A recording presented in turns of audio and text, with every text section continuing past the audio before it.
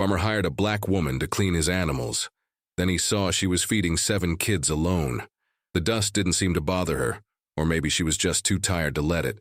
It clung to her eyelashes, caked in the lines around her mouth, and settled like a fine brown powder on her dark skin. He watched her from the porch, the way he watched everything on his land, with a quiet, measuring stillness. When she'd first walked up his long, rutted driveway a week ago, she looked like a stray dog, all bones and wary eyes. She'd asked for work, any work. Said she was a hard worker, wouldn't cause no trouble. He didn't want help, hadn't had help in 10 years, not since Martha and the boys were gone. The silence of the place was a scar he'd gotten used to. He didn't want voices filling it up again. But the fences needed mending. The barn was a disaster, and his back ached in the morning in a way that told him he wasn't a young man anymore. So he'd grunted, pointed at the pigsty. Start there. He'd offered her a wage that was an insult, a pittance he was half sure she'd throw back in his face. She hadn't. She just nodded, her eyes fixed on the ground, and said, "Thank you, sir." Now he watched her muck out the stalls of the horses, her movements spare and efficient. There was no wasted energy. Every scoop of the pitchfork, every swing of her thin arms was done with a grim purpose. She was stronger than she looked.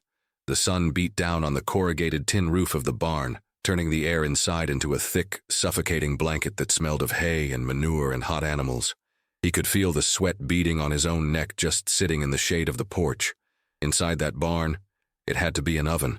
She never stopped. She never asked for water, though he left a bucket of fresh well water by the barn door every morning. She just worked, from the moment the sun was high enough to cast a shadow to the moment it dipped below the far ridge.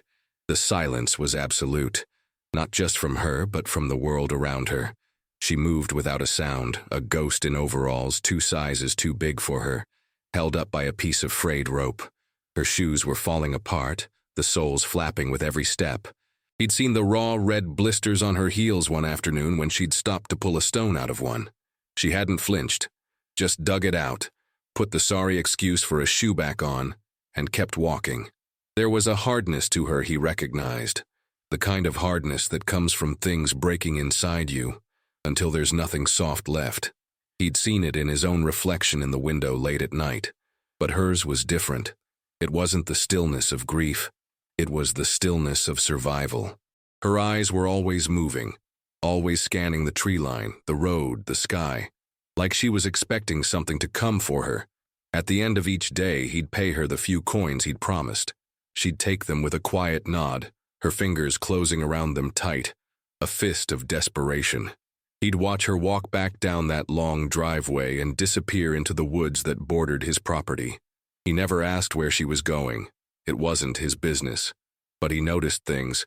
He noticed that any scraps left from his own meager lunch, a crust of bread, a bruised apple, would be gone from the bucket he used for compost. At first he figured it was raccoons. Then he saw her, quick as a flash, pocketing the apple core when she thought he wasn't looking. He started leaving a little more. Half a sandwich, a hard-boiled egg. He'd put it on a stump near the barn and walk away. When he came back, it would be gone. She never said thank you. He never said you're welcome. It was another silent transaction in a world that had stripped them both of unnecessary words. The pain was a language they both understood. It was in the stoop of her shoulders, the way she rubbed her lower back when she stood up. It was in the silence of his house, in the 3 simple wooden crosses on the hill overlooking the pasture. A silent shared vocabulary of loss. He just didn't know the first thing about what she'd lost, or what she was still trying so desperately not to. This story's just getting started, and I can feel the tension building. Where are you all watching this from? Drop your city or country in the comments below. I love seeing how far these stories travel. And if you're hooked already, do me a favor and hit that subscribe button so you don't miss what happens next. Alright, let's get back to it. Silas Blackwood was a man carved from the land he worked. His face was a roadmap of droughts and hard winters, his hands thick and calloused, knuckles swollen from a lifetime of labor. He wasn't a man given to softness, not in his words, not in his actions. The farm was his fortress and his prison. He'd bought it with Martha, full of plans. Plans for a big family, for fields of corn that stretched to the horizon. But the land had taken more than it gave. It took Martha, Then it took his 2 little boys, all in one terrible winter when a fever swept through the county and left a wake of small, freshly dug graves.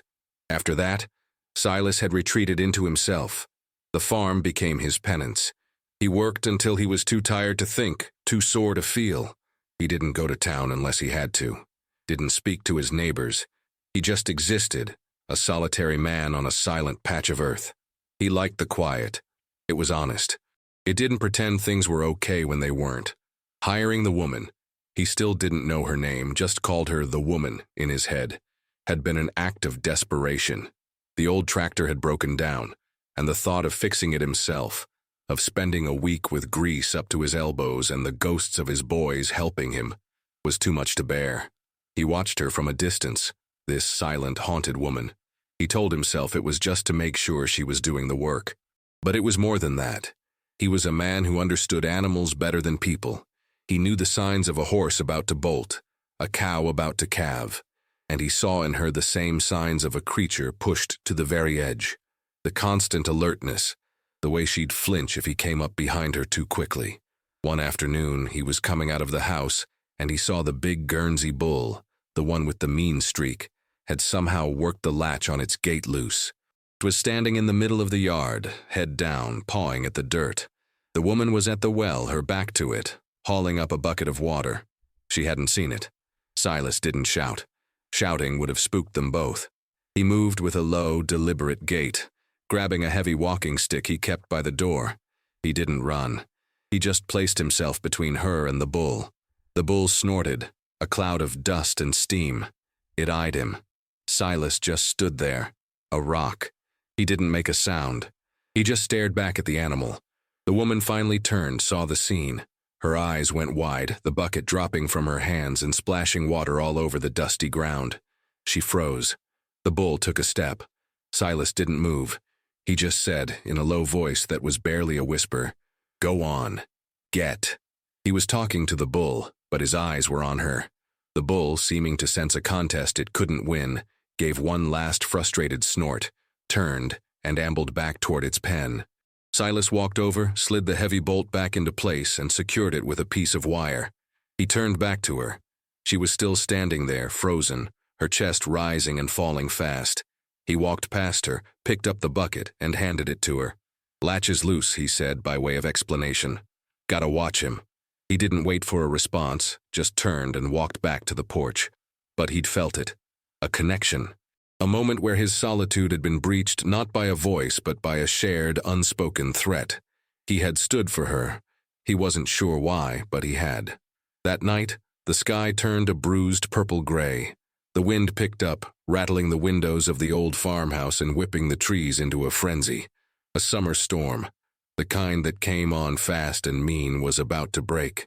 Silas could smell the rain on the wind, the scent of ozone and wet earth. He saw the woman gathering her things, her small cloth sack, ready to make her walk back to wherever she went. He watched her look at the sky, a flicker of something, fear maybe, or just exhaustion, in her eyes. She wouldn't make it. Not in this. The woods would be pitch black, the path turned to a river of mud. He walked out to the barn. "Storm's coming," he said. It wasn't a question. "You can't walk in that." He didn't offer the house. The house was his, a tomb full of memories he didn't share. He pointed with his chin toward a small, clean room off the main barn, where he used to store tack. "You can stay in there. There's a cot." He said it bluntly, a statement of fact, not an offer of kindness. He turned to leave before she could answer. An hour later, as the first fat drops of rain began to fall, he walked back out with a lantern, a bowl of thick beef stew, and a tin cup of water. The wind howled around the corners of the barn. He opened the door to the tack room. She was sitting on the edge of the cot, her arms wrapped around herself. He didn't say anything. Just set the stew on an overturned crate next to the cot, hung the lantern on a nail, and set the cup beside the bowl. He was about to leave when he remembered.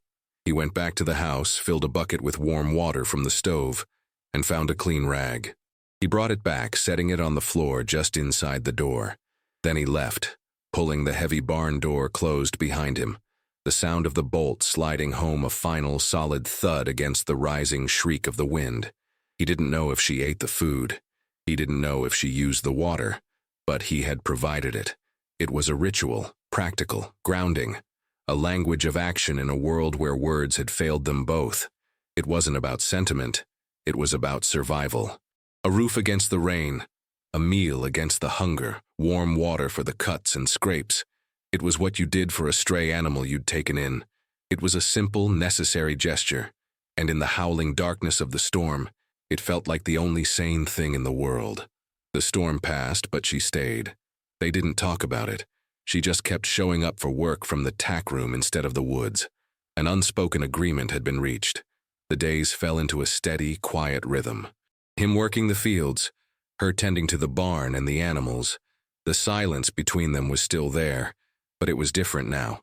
It was a comfortable silence, the kind shared by people who have seen the worst of the world and have nothing left to prove. One evening, Silas was sitting on the porch cleaning his rifle when he saw her standing by the fence line, looking up at the small hill behind the house, the hill where 3 simple wooden crosses stood stark against the setting sun. He watched her for a long time. She didn't move. She just stared. He put down the rifle, wiped his hands on his pants, and walked over to her. He stood beside her, following her gaze. For a minute, neither of them spoke. The only sound was the low buzz of insects in the tall grass. Then, in a voice rough from disuse, he spoke. "My wife, Martha," he said, his voice flat, as if he were reading names off a ledger. "And the boys, John and little Sam." He didn't look at her, just kept his eyes on the crosses. Fever came through one winter, took 'em all inside a week. He didn't offer details. No stories about their laughter, or the color of Martha's hair. Just the blunt, brutal facts. The story was in the empty spaces, in the things he didn't say. He felt her stir beside him. She turned her head, but he still didn't look at her. "My man," she said, her voice so quiet he had to strain to hear it over the crickets. His name was Jacob. He left. "Went looking for work up north," he said. "In the factories." She paused, and he could hear the ragged edge in her breath. "Said he'd send for us when he got settled." She fell silent again. He waited. He knew there was more. He'd learned to listen to silences.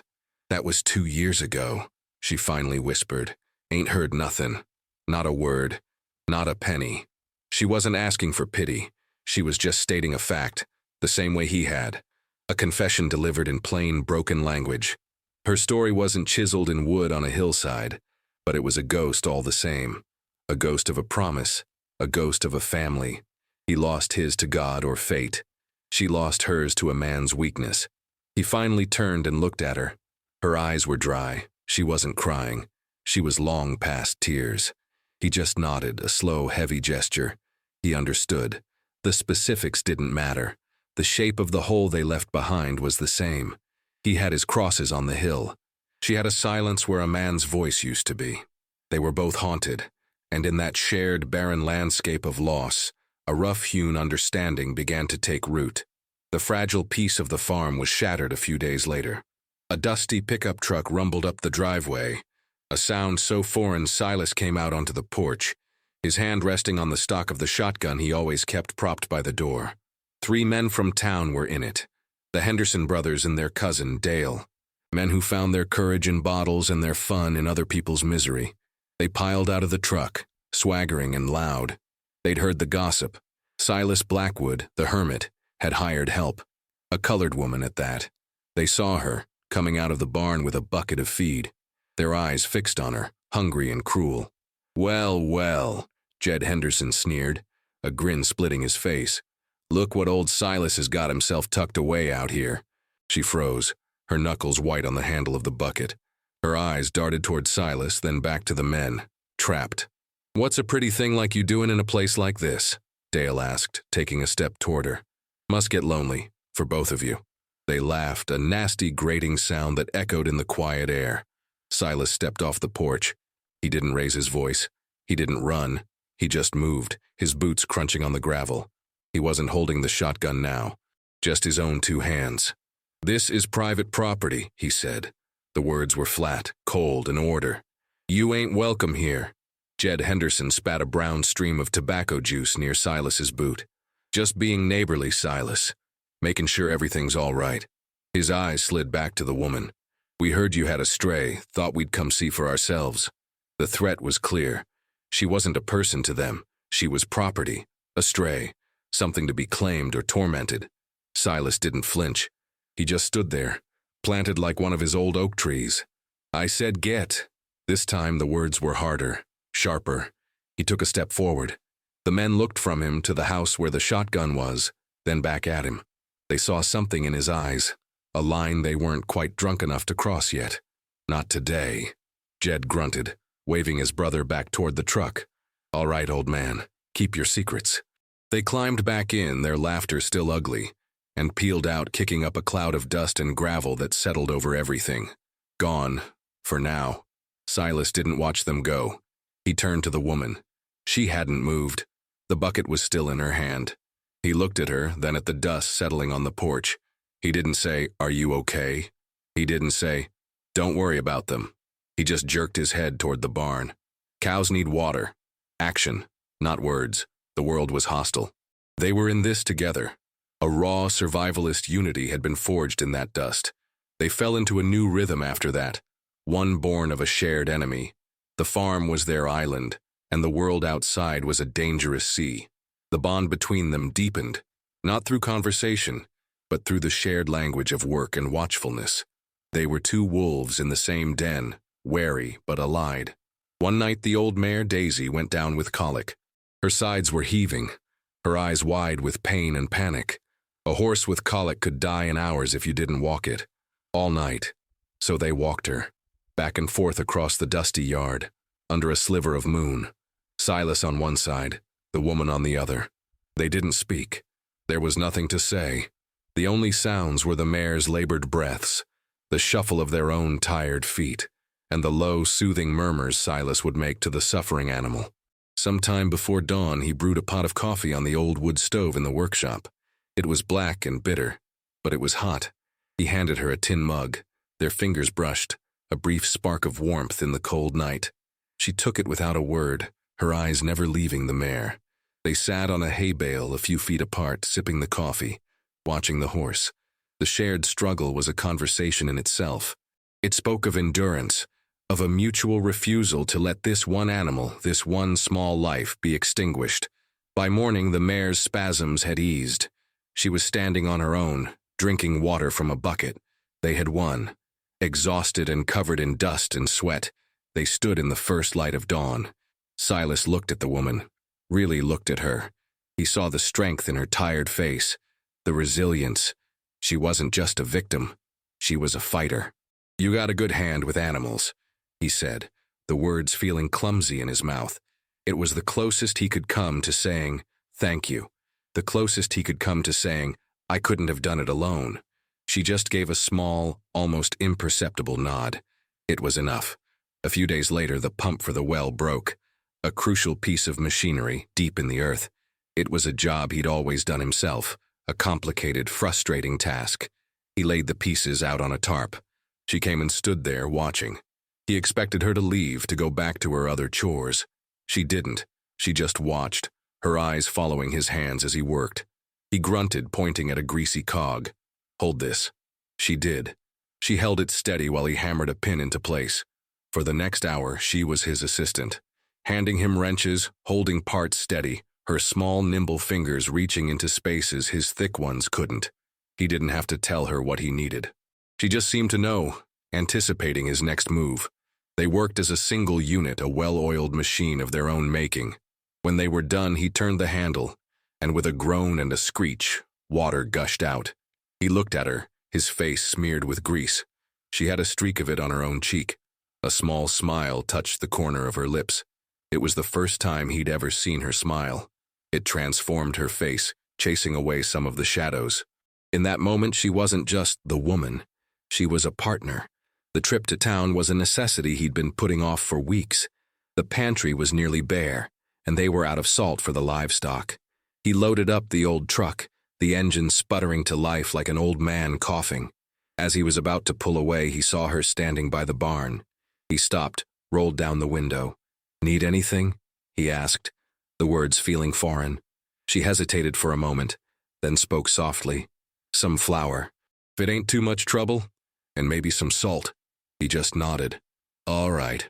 The drive to town was quiet, the familiar landscape feeling different somehow.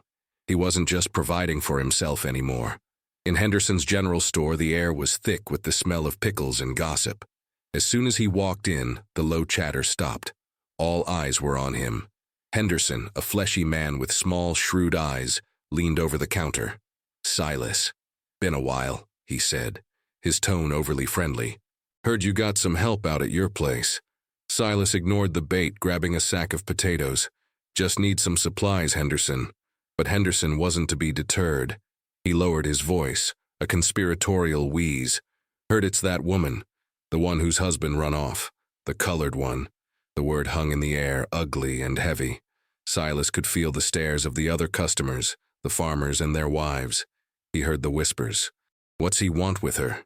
It ain't right, a man like him, all alone out there with her kind. No good will come of it. The words were like stones thrown from a safe distance. Silas kept his back to them. He moved through the store with a deliberate calm, gathering what he needed. Flour, salt, coffee, lard. He walked back to the counter and placed his items down. Then he looked around, saw a large sack of flour, bigger than what he'd normally buy. He picked it up and added it to the pile. Then another one. He added a bag of beans, a slab of bacon, and 3 tins of molasses.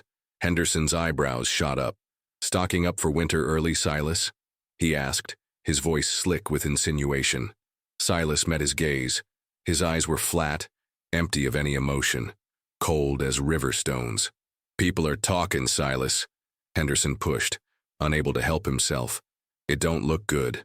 Silas didn't answer. He just stared at the man, a long, unnerving silence stretching between them. Finally, he reached into his pocket, pulling out a worn leather pouch. He counted out the money, his movements slow and precise. He paid for everything, then pushed the extra bags of flour and the bacon toward Henderson. Add this to my bill, he said, his voice a low rumble. He turned and walked out of the store without another word, leaving the whispers and the judgment behind him. The action was his only reply. It was a declaration, clearer than any speech. He was providing for her. And he didn't give a damn what any of them thought. They came back, the Henderson brothers and their cousin, just as Silas knew they would. This time it was late in the afternoon, the sun casting long shadows across the yard. This time they were drunker, bolder, and this time they didn't stop at the edge of the property. They drove their truck right up to the barn, cutting off her path to the house. Silas was in the far pasture mending a fence. He heard their loud, slurred shouts and saw their truck. A cold knot tightened in his stomach. He started moving, not running yet, just walking fast, his long strides eating up the ground. He saw them corner her against the barn wall. She was holding a pitchfork, but loosely, as if she didn't know whether to use it or drop it. She looked small, impossibly small, against the vastness of the barn. We just want to talk, Jed Henderson was saying, a leering grin on his face. He reached out and grabbed her arm. She flinched violently, a choked gasp escaping her lips, but she made no other sound. She just froze, her eyes wide with a terror that went beyond the immediate threat. It was an old, familiar terror. That was when Silas started to run. He vaulted the fence without breaking stride, his boots pounding the hard-packed earth. He didn't have a gun. He didn't need one. There was a rage in him he hadn't felt in years, a cold, clean fire. It wasn't the hot, messy rage of the drunks. It was something ancient and absolute. He didn't shout. He didn't warn them. He was just there. He grabbed the shoulder of the man holding her, Jed, and spun him around. Jed, startled and clumsy, swung a wild punch. Silas moved inside the blow, his body reacting with an instinct he'd forgotten he possessed. He hit Jed. Once. It wasn't a barroom brawl kind of punch. It was short, economical, and brutal. A solid crack of bone on bone. Jed's eyes rolled back in his head, and he crumpled to the ground in a heap. The other two stared, their drunken bravado evaporating in an instant. They looked at Jed on the ground, then at Silas, who was standing over him, breathing hard, his knuckles already swelling and split. Silas didn't even look at them. His eyes were on the spot on her arm where Jed had grabbed her. Then he raised his head and looked at the remaining two men. His face was a mask of cold fury. I said get, he whispered, the voice raw and deadly. It wasn't a request, it was a final judgment. They scrambled to pick up their brother, dragging his unconscious form back to the truck. They left in a spray of gravel and fear. The yard was suddenly, shockingly quiet. Silas stood there for a long moment, the adrenaline draining out of him, leaving a hollow ache behind. He had crossed a line.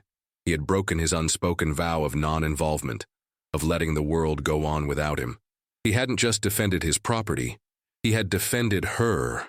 He finally looked at her. She was still pressed against the barn, her arm wrapped around herself. He saw the faint red marks on her skin. He gave a single, grim nod, an acknowledgement of the violence, of the line that had been crossed. Then he turned and walked to the well to wash the blood from his hands. That evening, the air was thick with unspoken things. The echo of the afternoon's violence hung between them, a tangible presence. Silas sat on the top step of his porch, staring out into the deepening twilight, nursing his bruised and swollen hand. He heard the soft scuff of her worn shoes on the wooden planks behind him. He didn't turn. She came and set a small bowl of warm water and a clean rag on the step beside him, a quiet reversal of the first night she'd stayed, during the storm. Then she sat down on the bottom step, keeping a respectful distance, her back to him. They sat in silence for a long time. The only sounds were the chirping of crickets and the distant lowing of a cow. The world seemed to be holding its breath. Then she spoke, her voice soft in the darkness. He didn't just leave, she said. It wasn't an explanation. It was a confession. The pace of her words was slow, rambling, like someone unburdening themselves of a weight they'd carried for too long alone. My Jacob. He was a good man, or I thought he was. But he had a thirst. For cards. For dreams he couldn't afford. She paused, took a ragged breath. He got into debt, a bad debt to a bad man. A man who bought and sold things, land, animals, people. Silas didn't move a muscle. He just listened. He knew this was important. One night he came home, said he'd found a way out. A way for us to go west, to California. Said a man was giving him passage, a stake to start over. For a price. She fell silent again, and the quiet stretched out. The price was me, she whispered, the words barely audible. And the children. He sold us. For a ticket on a wagon train. The raw, brutal truth of it landed in the quiet air between them. It was worse than abandonment. It was a betrayal so profound it was almost unimaginable. I found out. I heard them talking. I took the children and I ran, that night, with nothing but the clothes on our backs. We've been living in the woods, in an old line shack a mile from here. That's where I go every night. That's where they are now. She finally turned, her face a pale oval in the gloom. There's 7 of them, Mr. Blackwood, 7 children. The oldest is 10. The youngest is just a baby. He's been sick. That's why I needed the work so bad. For the food. For a chance. The whole story. The secret she'd been guarding with her life. It was all laid bare on his porch steps. He finally understood the desperation, the constant watchfulness, the saved scraps of food. He wasn't just hiring a woman. He was the lifeline for 8 souls hiding in the shadows. She looked down at her hands, twisted in her lap. They call me Mama, or the woman, just like everyone else. But my name is Sarah. She said the name like it was a fragile, precious thing she was entrusting to him. Her name, her true self, not the ghost, not the runaway, not the stray. Sarah. Silas sat there, the weight of her story settling onto his own weary shoulders. He looked at his own scarred hands, then at the 3 crosses on the hill, barely visible in the fading light. He had grieved for a family that was gone. She was fighting for one that was still here. He didn't offer words of comfort. He didn't have any. He just gave a slow, deliberate nod in the darkness, an acceptance, a bearing of witness.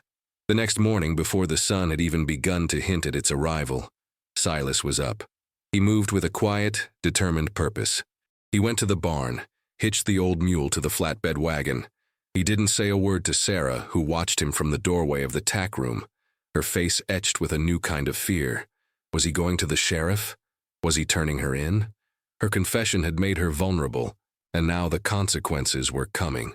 She watched as he climbed onto the wagon, slapped the reins, and drove away, down the long driveway and onto the main road, disappearing into the pre-dawn gloom. The hours that followed were the longest of Sarah's life. Every sound, every rustle of leaves made her jump. She did her chores mechanically, her mind racing. She had trusted him. She had given him her name, her story, and he had left. The sun was high in the sky when she heard it, the familiar rumble of the wagon. She ran to the front of the barn, her heart hammering against her ribs. The wagon came up the drive, but it wasn't empty. It was piled high with sacks of flour, potatoes, crates of winter squash. There were thick wool blankets, jars of preserves, and a small wooden box that she knew, somehow, held medicine. And huddled in the back of the wagon, nestled amongst the supplies, were 7 small, scared faces, their wide eyes taking in the farm. 7 children, blinking in the bright sunlight. Her children. Silas pulled the wagon to a stop, not in front of the barn, but in front of the main house. The house he had kept sealed like a tomb for a decade. He climbed down slowly, his movements stiff. He looked at Sarah, who stood frozen, tears streaming silently down her face, her hands covering her mouth. He looked at her, then at the children, then at the silent, empty house. "Reckon there's room," he said, his voice gruff, but the hardness was gone from it. It's been too quiet in there for too long. He didn't wait for her to respond. He walked past her, over to a small, fallow patch of ground near the porch. It was Martha's old vegetable garden, long since choked with weeds. He picked up a spade that was leaning against the house, its wooden handle gray and weathered. He put his boot on the top of the metal blade and pushed it deep into the dark, rich earth. He turned the soil.